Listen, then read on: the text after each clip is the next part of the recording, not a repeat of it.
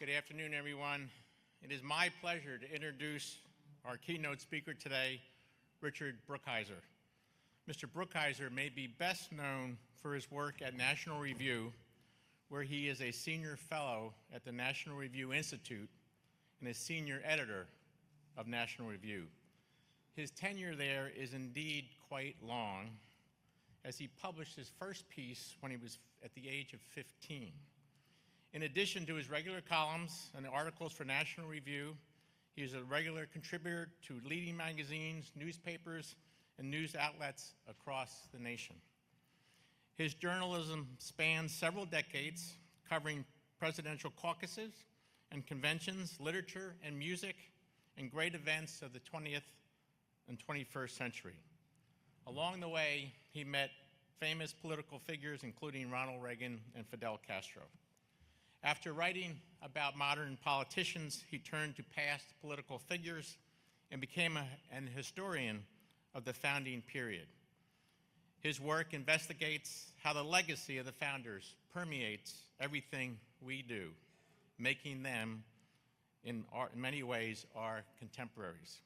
His books include John Marshall, The Man Who Made the Supreme Court, Founding Father, Rediscovering George Washington, and Founder's Son, A Life of Abraham Lincoln, to name only a few.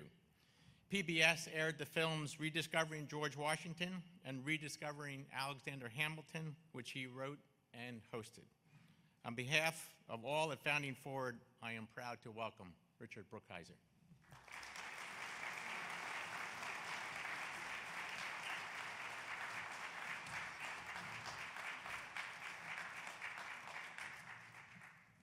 Thank you for that introduction. Thank you for coming out today. Don't eat the pennies on the dessert. They're not going to be any more very soon, so better pocket those. Abraham Lincoln was concerned with the Founding Fathers all his life. The most famous statement of it, of course, was at Gettysburg in 1863, when he said, "Our fathers brought forth on this continent a new nation, conceived in liberty." But 3 years before that, at Cooper Union in New York City, he said of slavery, "As our fathers marked it, so let it be again marked, as an evil not to be extended. Let us speak as they spoke and act as they acted." And 6 years before that, Peoria, Illinois, the first important speech of his mature career. He said, "Our Republican robe is soiled and trailed in the dust. Let us turn and wash it white in the spirit, if not the blood, of the Revolution." So a man so concerned with the Founding Fathers makes us curious about his own father. So I want to talk today a little bit about Thomas Lincoln, but I also want to talk about the three Founding Fathers who I think most directly influenced him: George Washington, Thomas Paine, and Thomas Jefferson. Thomas Lincoln was born in Virginia, moved to Kentucky as a young man. That's where he married, began his family. Abraham was born in Kentucky in 1809. A few years after that, he moved with his family to Indiana, and then by the time his son was 21, he moved to Illinois, where he lived the rest of his life. He was a farmer and a carpenter. For a long time, there was a tendency in biographies to treat him as a ne'er-do-well, and now we know that that's not true. Thomas Lincoln was a responsible man. He was never in debt. He was picked on juries several times, which was a sign of respectability. And he was also responsible for his family. When his first wife died, when Abraham was 9, Thomas went back to Kentucky. He looked up an old friend who was a widow. He said, "I've lost my wife, you've lost your husband. I want you to marry me and come to Indiana, raise my family." She said she had some debts she had to pay before she left. He said, "Give me the list, I'll pay them now." And he did, and so they moved. He also made sure that his children were educated. Now, there weren't a lot of opportunities in Kentucky or Indiana. There were one-room schoolhouses. If some bright young man was in the neighborhood, the local farmers would get together and try to have him teach their children for a while. Abraham went to 5 such schools in his youth. The total time was probably a year. But he did learn how to read, how to write, and how to do arithmetic up to the level of cross multiplication. And those were skills that Thomas Lincoln thought you ought to have. They would help you as a farmer. They would help you as a carpenter. But Abraham wanted more than that. He saw reading not just as a skill. He saw it as a portal into imagination and thought. And this was something that his father never understood. And so there was always a difference between them, that difference. When Lincoln was writing his own campaign autobiography, he said of his father that he never learned more than bunglingly to write his own name. That word bunglingly is hard. That's a sad word. That shows the gap between father and son. But Abraham did get things from his father, though he never publicly acknowledged them. One of them was strength, physical strength. This was very important in the frontier for hazing rituals when you moved into a new place.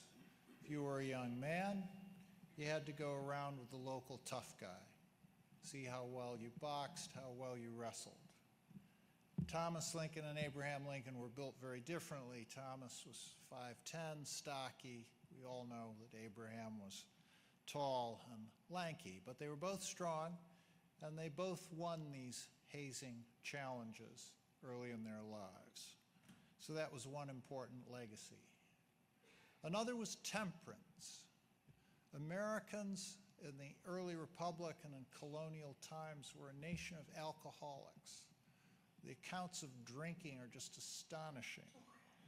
One from colonial times, this was George Washington's first election for the House of Burgesses, but this gives you the flavor. It was illegal to treat voters to drink, but it was universally done on Election Day. So Washington couldn't be at the polls, but he had a campaign manager who was responsible for keeping the electorate happy.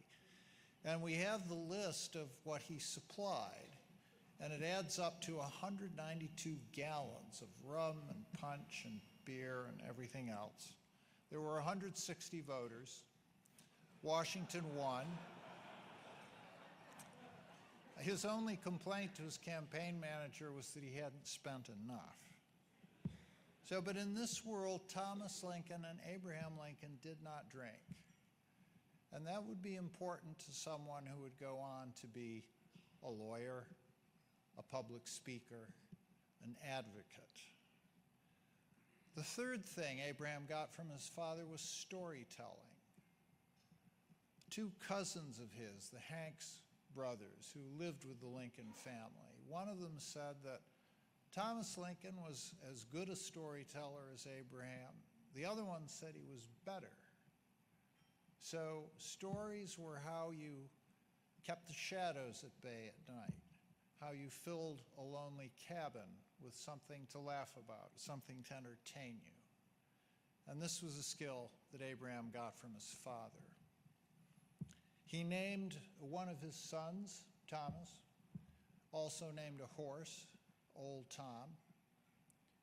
When he was about to go to Washington to be inaugurated, it occurred to him that he'd never put a tomb on his father's grave. And he said, "I have to see that this gets done." And he never did. So that was the ending of their relationship. And if we don't get all we need from our parents, and we never do, we look for surrogates. We look for substitute parents. And the substitute fathers that were most available to someone in Lincoln's time were the founding fathers. They hadn't been gone that long. The first one he encountered was George Washington, and he met him where so many Americans did, first biography of Washington by Mason Locke Weems, better known as Parson Weems. On the title page of the book, Weems says he was the parson of Mount Vernon Parish. There's no such parish, and he was not the parson of it. But he was an Episcopal minister, and he was a bookseller, and he would travel up and down the East Coast hawking his wares. And he knew that a biography of Washington would be a good seller, and he produced one of the very first ones after Washington died in 1799. And we know that Lincoln got a copy of it as a boy. This is probably the book that he put in the niche in the family cabin, and it got rained on and spoiled, and so the owner of it who loaned it to him said, well, you have to pull hay in my field for 2 days to earn the book, and he did. The most famous story from that book is the cherry tree. And this is the story where young George is playing with his hatchet, and he nicks his father's prized cherry tree. The father asks him, who did this? He says, I can't tell a lie, I did it. And we think of this as a story of childhood honesty. That's the lesson. But if you read the original, there's another lesson. It's about how parents should treat their children. Because Weems explains that if you're a parent who beats your child for every infraction, you're going to turn him into a liar. So Washington's father is not that kind of a parent. And when Washington tells him what he's done, he says, come to me. You've given me a gift more valuable than my tree. This was not the story that impressed Lincoln. He was not impressed with Washington as a good boy. He was impressed with him as a great man. And we know this because he said so himself on his way to his first inauguration. Before he came to Philadelphia, he passed through New Jersey, and he spoke in Trenton to the New Jersey legislature. And this was on the eve of Washington's birthday. And he mentioned that he had read about the Battle of Trenton in Weems's biography. And he said, he talked about the crossing of the river, the contest with the Hessians, the great hardships endured at that time. And these are all the points that Weems emphasizes. Washington is not speaking in general terms. He's recalling a reading experience from his youth. And then he goes on to say that I recollect thinking then, boy even though I was, that those men must have been struggling for something more important than a war of independence. They must have been struggling for something that would be important to all the world for all time to come. Of course, what Washington and his men were struggling for was liberty. And in Weems's account of the battle, the words that he puts in Washington's mouth before the first charge is, all I ask of you men is to remember what you are fighting for. In 1861, Abraham Lincoln remembered. The second founder who was important to him was Thomas Paine. He's an odd fit in this group. He never held any sort of important office. He was a clerk for a legislative committee in Congress for a time.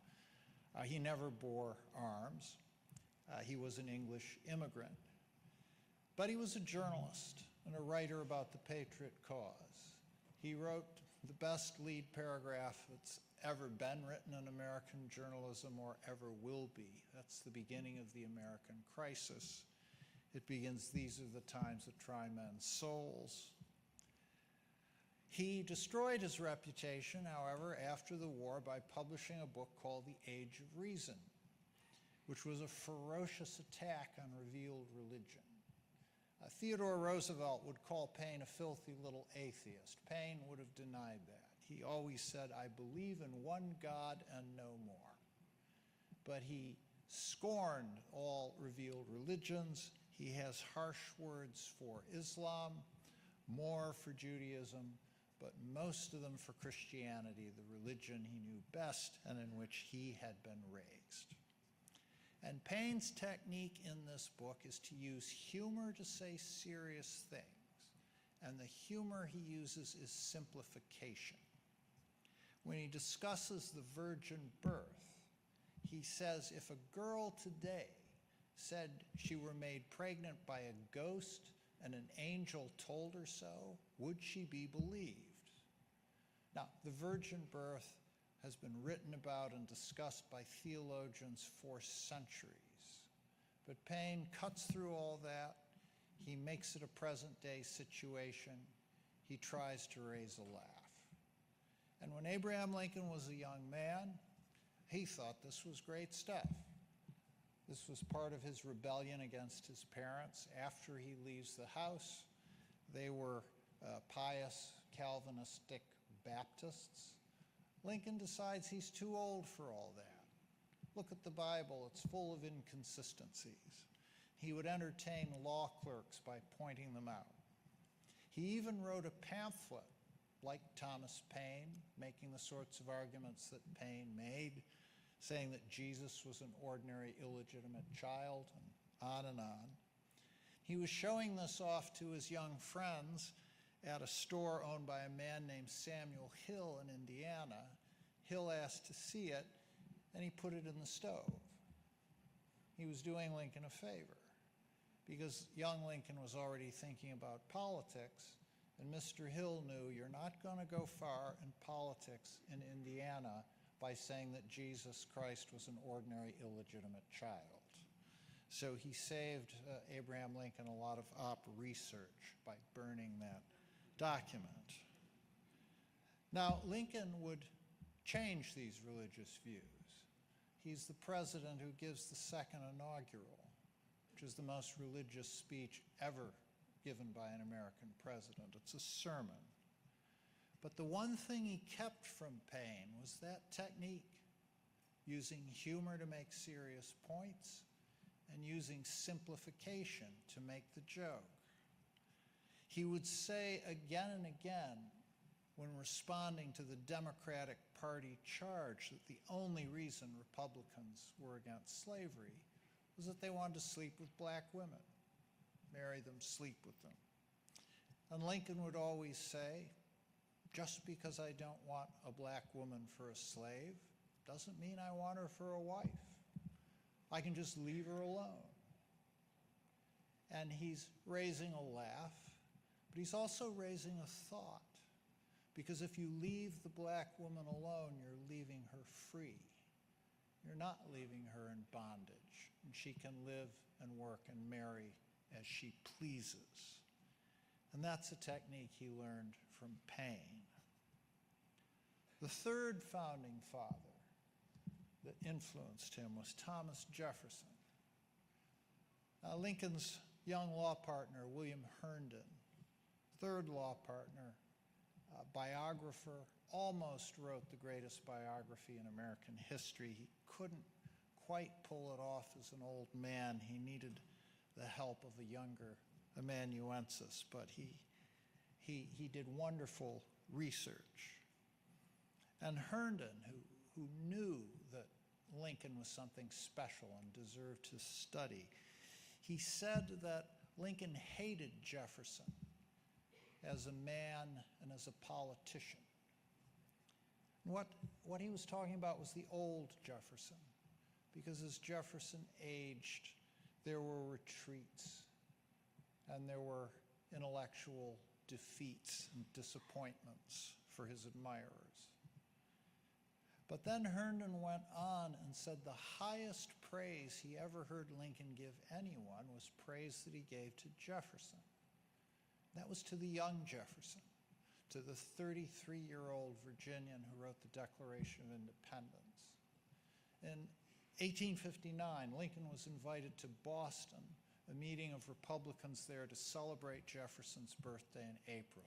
Lincoln couldn't make it, but he wanted to write them a statement, and he knew it would be printed in newspapers, so he labored over this. He wanted to make it just right. And after telling some initial jokes, he wrote this conclusion: all honor to Jefferson for having the courage and forecast to put into a merely revolutionary document an abstract principle which should be applicable to all men at all times. Of course, the principle he's talking about is all men are created equal. That's what he referred to at Gettysburg 87 years after the fact, and now we're 12 score and 9 years after the fact. Thank you very much.